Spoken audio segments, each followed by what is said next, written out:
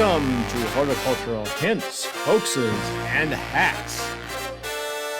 Join Dan and Randall as they share mountains of horticultural information, expose horticultural hoaxes, and provide useful horticultural tips. All right, Dan, I sent you a video, not too long ago of some pretty funky tomato pruning and so forth. Yes. There's a lot of junk out there. I shouldn't say junk. There's a lot of misinformation maybe about tomato pruning. What have you seen that maybe makes you go, eh? So pruning is sometimes touted as giving these miraculous yields. Like you can double your yield by pruning your peppers or pruning your tomatoes. And you know, there's a kernel of some truth there. Like greenhouse growers who are producing a lot of tomatoes for a long period of time will prune, you know, their tomatoes back to a single or a double leader on an indeterminate crop, and get a lot of tomatoes off of that. However, that takes a lot of labor. And so often, if you're in just a home setting or on a small scale, especially outdoors, just keeping those tomatoes up and off the ground is going to do a lot for you. And I don't think you'll ever effectively double your yield by pruning. Now, that's one way of pruning. Some people are also talking about like aggressively like cutting off bits, like hedging almost. We saw that one where they're literally taking the tomato and snapping it like that. That seems a little crazy to me, but again, I'm not the veggie guy. Taking the leader and breaking it off like that is just going to set that plant back. It's going to send out suckers, and that's where you might get a second leader from also. But it's not in a tomato. I think that's hoax on that one. So do you recommend like removing the suckers on indeterminate tomatoes still if you're like stringing them up or in that situation?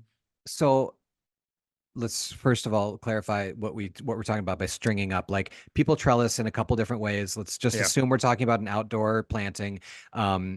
They will either set stakes in, and they'll use what's like the Florida weave or New Jersey weave or whatever weave you want.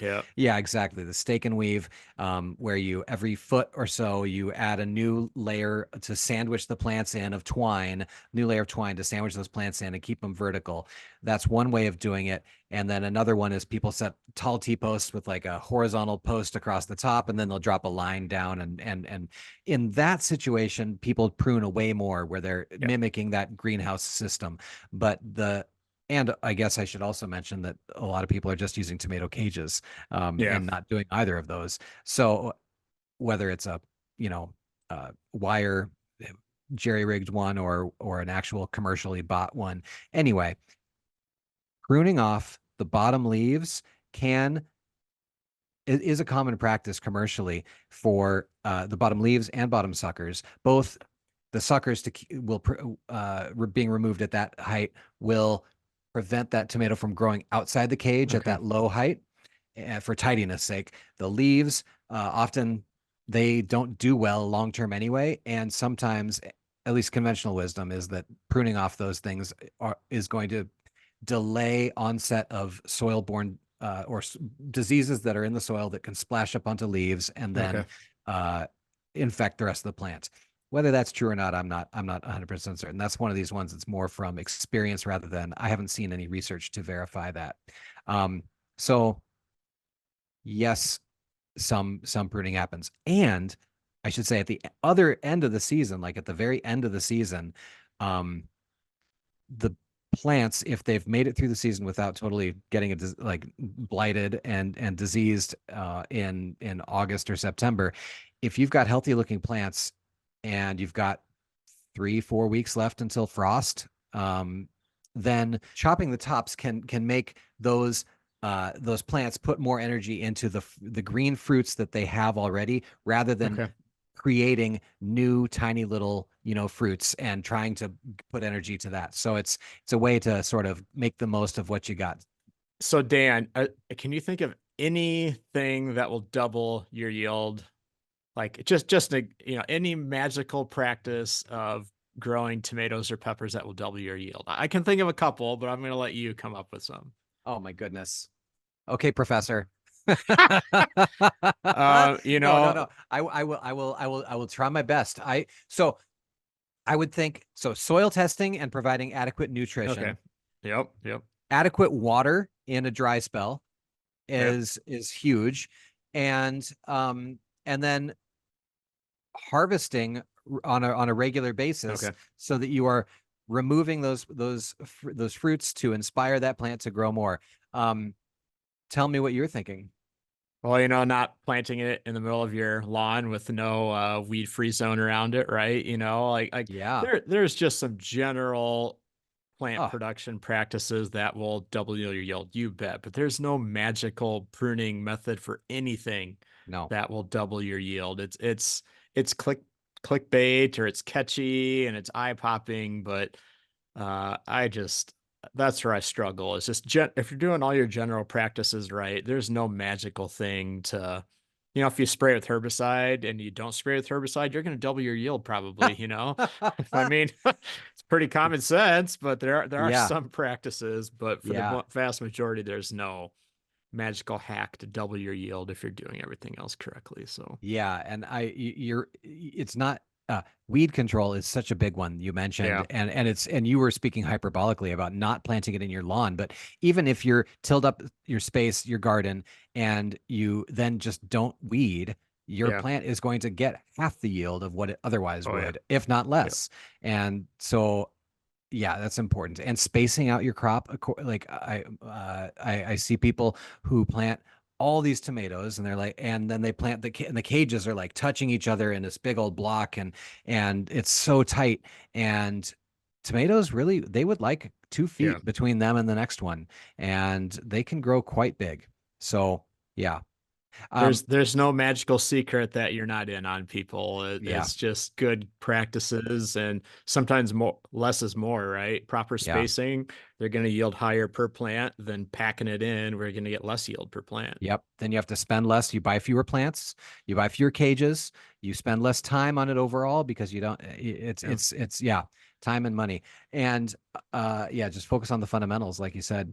I'm just going to say some pinching on, like some people do on peppers and tomatoes when they're first going out, pinch off the flowers.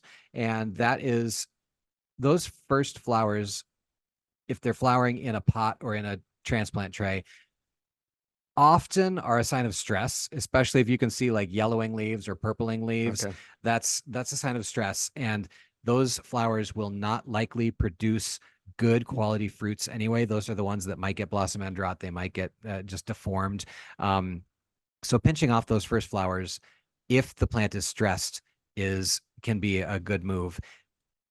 That does potentially delay your first harvest, but if that plant is planted at the right time, it will continue on an upward trajectory and it won't be that delayed. So maybe leave one plant to see as an experiment to see what the difference is from pinching and not pinching. Like pinch all of them but one just to see.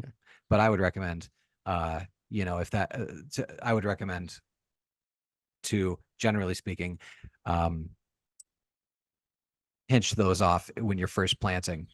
And sometimes people will, on peppers especially, pinch leaves back if the plant is really lanky, and that will make it branch more and have more leaves so that it will shade the peppers better, because sun scald is a real issue in peppers. If that pepper is exposed to the sun, it can end up with a sunburn on it, which makes it unmarketable.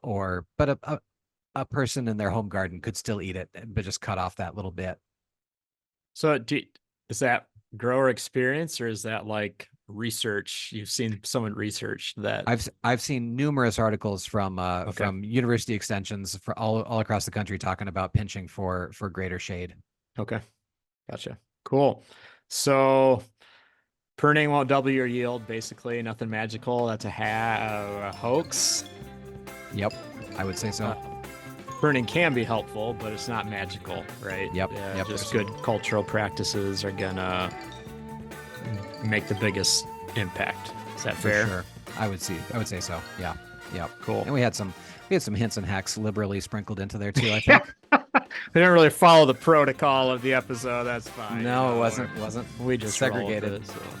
Cool. All right. Well, good luck with everyone's gardens this year. Yeah.